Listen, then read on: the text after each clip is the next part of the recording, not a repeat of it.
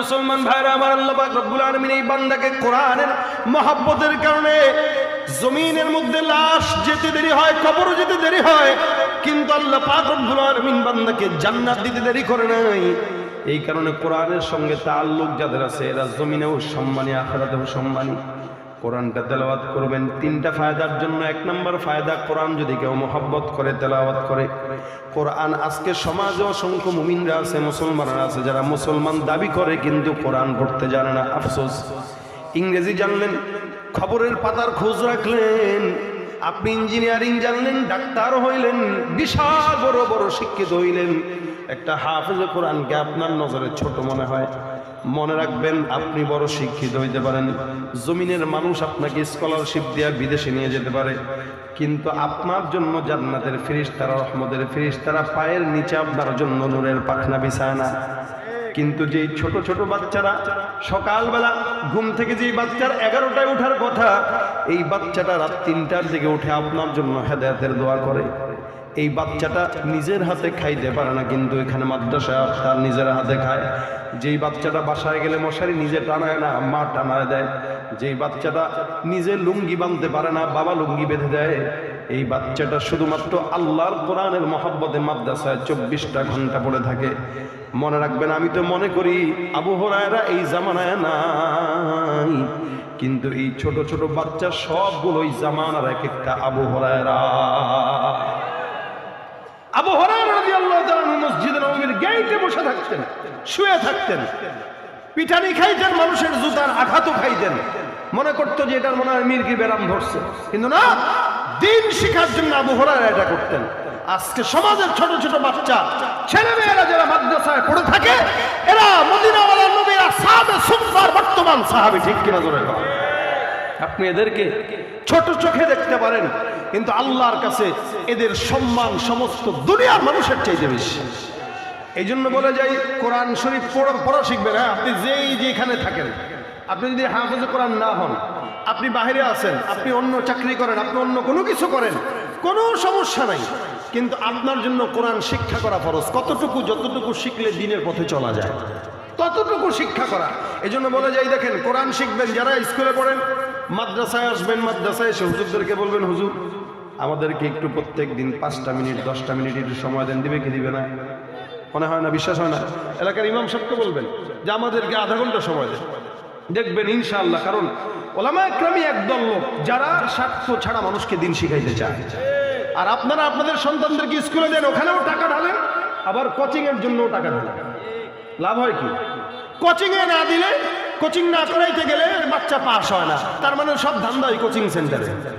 কিন্তু মাদ্রাসায় পড়াবেন, কোনো কোচিং লাগে না, বরং আপনি দিন শিখতে কোনো আলেমের শরণাপন্ন হবেন, ফ্রি আপনাকে দিন শিখাবে, টাকার কোনো আবদার করবে না।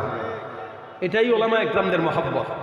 এজন্য আমি আপনাদেরকে বলি, আপনি যদি স্কুলে পড়েন, আপনি যদি অন্য কোনো জায়গায় যান, আপনি যদি বেকার হন, চাকরিজীবী হন, প্রত্যেক দিন একটা সময় নেবেন, যেই সময়টা এই নিয়ত করে যে আমি কোরআন তো শিখতে পারি নাই, আমি শিখার নিয়ত করলাম, ইনশাআল্লাহ আল্লাহ পাক শিখার নিয়তের বরকতে আপনাকে কোরআনকে আপনার জন্য শাফায়াতকারী বানায় দিবেন।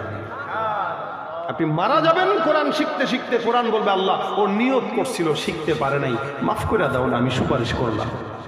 কোরআন সুপারিশকারী হয়ে গেল। কোরআন শিখার, কোরআন পড়ার দ্বারা ফায়দা 3টা। একটা মনে রাখবেন, এখন থেকে কোরআন, রজব মাস চলতেছে, বেশি বেশি আল্লাহর কাছে দোয়া করবেন, আল্লাহুম্মা বারিক লানা ফি রজব ওয়া শাবান ওয়া বাল্লিগনা রমাদান। সামনে আসতেছে কোরআনের মাস, 1.5 মাস পরেই। এই কোরআনের মাসটাকে নিয়ত, সামনে আশাকে উপলক্ষ করে এখন থেকে কোরআন চর্চা বাড়ায় দেন। যারা মুরব্বী আছেন, কোরআন শিখেন নাই, নিয়ত করেন যে কোরআনটা শিখি, রমজান আসতেছে যেন তেলাওয়াত করতে পারি, কোরআনের মাস আসতেছে, সমস্ত মাশগুলাত যেন কোরআন নিয়ে থাকে। 1 নম্বর, কেউ কোরআন দেখে পড়লো বা না দেখে পড়লো, কোরআন পড়ার দ্বারাই প্রত্যেকটা অক্ষরে নেকি কয়টা? 10টা। এটা কোরআনের সর্বপ্রথম ফায়দা। বুঝে পড়েন না বুঝে পড়েন, প্রত্যেকটা অক্ষরে 10টা নেকি। 2 নম্বর, কেউ যদি কোরআন তেলাওয়াত বেশি বেশি করে, তো আল্লাহ পাক রব্বুল আলামিন কোরআন তেলাওয়াতের বরকতে তার অন্তরের কালো দাগ সব দূর করে দিবে। আমরা গুনাহ করি, এক একটা কালো দাগ হয়, একবার গুনাহ করে আরেকটা কালো দাগ হয়, আরেকবার গুনাহ করে আরেকটা কালো দাগ হয়। তেলাওয়াত করবেন, দাগ মুছবে, আবার করবেন, দাগ মুছবে, অন্তর সাফ হয়ে যাবে, স্বচ্ছ হয়ে যাবে। 3 নম্বর, কেউ যদি কোরআন তেলাওয়াত করে, আল্লাহ পাক রব্বুল আলামিন কোরআন তেলাওয়াতের বরকতে আল্লাহর সঙ্গে তার সম্পর্ক গভীর করে দিবেন। কারণ কোরআন তেলাওয়াত করা মানে আল্লাহর সঙ্গে কথা বলা। সুবহানাল্লাহ। কোরআন তেলাওয়াত করা কার সাথে কথা বলা? সুতরাং এই কারণে নবী বলেন যদি শিখতে নাও পারো তাহলে কোরআনকে মহব্বত করো। ওই যে যেমন মহব্বত করে জান্নাতি হয়ে গেছে। অথবা কোরআনওয়ালাদেরকে সহযোগিতা করো, যেমন মাদ্রাসায় সহযোগিতা করা, দ্বীনের রাস্তায় সহযোগিতা করা। অন্তত নিজে যদি আলেম না হইতে পারে সন্তানকে বানান, সন্তানকে না বানাইতে পারছেন তো ভাতিজাকে বানান, ভাতিজাকে পারেন নাই তো নাতিকে বানান, নাতিকে পারেন নাই তো আপনার কোনো বন্ধুর ছেলেকে আলেম বানান। অন্তত কাউকে বানান। আপনার টাকা আছে, আপনি আপনার টাকা দিয়ে একটা বাচ্চাকে পড়ান। অন্তত আপনার জন্য আপনার সন্তান ডাক্তার সন্তান না কানলেও এই সন্তান ঠিকই কান্না করবে। কেন? আপনি তাকে হাফেজে কোরআন বানাইছেন।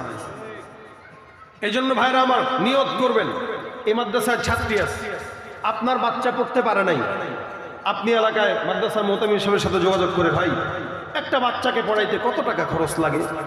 বললো 1500 টাকা অথবা 2000 টাকা। ঠিক আছে ভাই, আমি যতদিন এই বাচ্চাটা হাফেজা না হবে ততদিন আমি এই বাচ্চাটার খরচ দিব। আমার সন্তানকে হাফেজ বানানোর ইচ্ছা ছিল, পারি নাই, কিন্তু আমি চাই আমার টাকা দিয়ে একজন হাফেজে কোরআন হোক। ও যতদিন দুনিয়াতে ইলম অর্জন করবে আর শিখবে আর আমল করবে ততদিন আপনি সওয়াব পাবেন, এমনকি কবরেও আপনার সওয়াব যেতে থাকবে সাদকায়ে জারিয়া হিসেবে। এমন করে যদি এলাকার 10 জন মানুষ 10টা মেয়ের দায়িত্ব নেয় তাহলে আপনি আপনার সন্তানকে হাফেজ না বানাইলেও আরেকটা সন্তানকে হাফেজ বানানোর সওয়াবটা পেয়ে গেলেন। রাজি আছেন এই আমলগুলো করতে? কখনো বাচ্চা একটা হাঁটতেছে মাদ্রাসার, পকেট থেকে 10টা টাকা বের করে দিয়ে দিবেন, ভাই আল্লাহর আরশ খুশি হয়ে যাবে। কারণ এই বাচ্চাটা এলাকার জন্য কত বড় ভূমিকা পালন করে আপনি কল্পনাও করতে পারবেন না, কল্পনাও করতে পারবেন না। একটা বাচ্চা, যে বাচ্চা ঘুম থেকে উঠে সকাল 10টায় উঠার কথা, ওই বাচ্চা রাত্রে 3টা 4টার দিকে উঠে। একদিন বিশ্বাস না করে মাদ্রাসা এসে দেখেন, আমি গতকালের আগের দিন আমার ছেলেকে হেফজু সবক দিয়ে আসছি। আল্লামা খালেদ সাইফুল্লাহ সাহেব, হাসান জামিল সাহেব, মুফতি হেদায়েতুল্লাহ আজাদ সাহেবরা মিলে এনে আমার মাদ্রাসায় আমার ছেলেকে হেফজু সবক দিয়েছি। আমি হেফজু সবক দিচ্ছি আর আমি আল্লাহর কাছে রাত্রেবেলা তাহাজ্জুদ করে কাঁদতেছি আর বলতেছি, আল্লাহ আমার ছেলেটা 10টা 11টার আগে ঘুম থেকে উঠে না। আমার কষ্ট লাগতেছে, এই বাচ্চাটাকে কেমনে আমি ফজরের আগে উঠাবো? যেখানে 10টার দিকে উঠাইলেও সে ঘুম থেকে উঠে কান্না করে 10 মিনিট। কেন উঠাইলাম? সেখানে এই বাচ্চাটা হেফজু সবক নেওয়ার পরে গত 2 দিন ধরে ফজরের সময় উঠে, আব্বু টাইম হয়ে গেছে, মাদ্রাসায় যেতে হবে। আমি আলহামদুলিল্লাহ, এটাই কোরআনের মুজিজা। একটা বাচ্চার আদত কোরআনের সম্মানের কারণে আল্লাহ পাক কোরআনের মোতাবেক বানায় দেয় তার আদত। যে বাচ্চা 10টার আগে উঠতো না গত 2 দিন ধরে, এখন ফজরের সময় লাফ দিয়ে উঠে যায়। কেন? ওই কোরআনের টেনশন কোরআন তাকে ঘুমাইতে দেয় না, কোরআনের মহব্বত কোরআন তাকে ঘুমাইতে দেয় না, ফজরের সময় জাগায় দেয়, সহজ করে দেয়। আল্লাহ পাক তো বলছেন এটা সহজ, যে শিখবে তার জন্য সহজ। অনেক সময় আপনারা মনে করবেন আমি পারতেছি না, তো আমার মুখ দিয়ে তো বেরো হয় না, জড়তা আছে। ভাই জড়তা হোক না, পড়েন। অনেক সময় অনেক বান্দারা দেখে পড়লে অনেক শুদ্ধ করে পড়তে পারে, কিন্তু আল্লাহর কাছে ওই শুদ্ধ পড়ার চাইতে আপনার জড়তা নিয়ে পড়াটা পছন্দের বেশি। কারণ আপনি পারেন না, চেষ্টা করতেছেন, পারেন না, চেষ্টা করতেছেন। আল্লাহ পাক কোরআনের মহব্বত আমাদের দিলে ঢুকায় দেখ, বলেন আমিন।